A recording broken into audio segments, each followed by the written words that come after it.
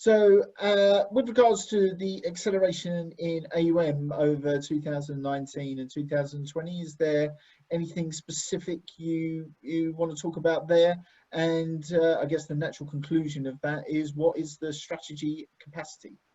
Okay. So to address the first question, it's basically what Stefan was talking about earlier. And I mean, we started investing in technology last year, kind of ahead of the growth curve.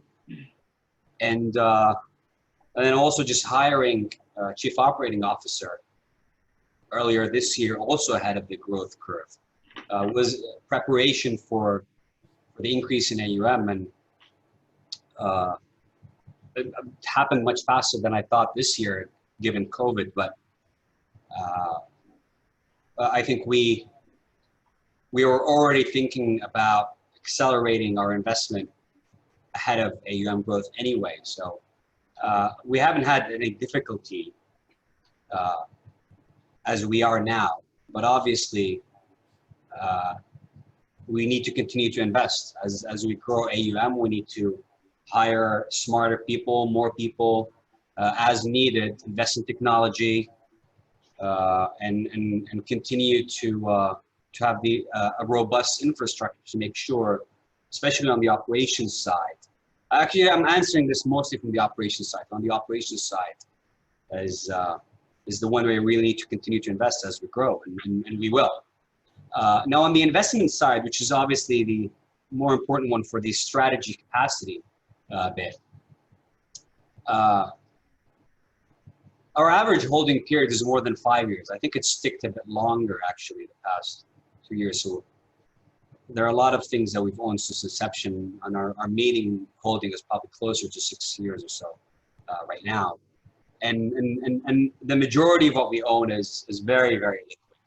So the combination of both allows us to actually deploy pretty big amounts of capital into what we do.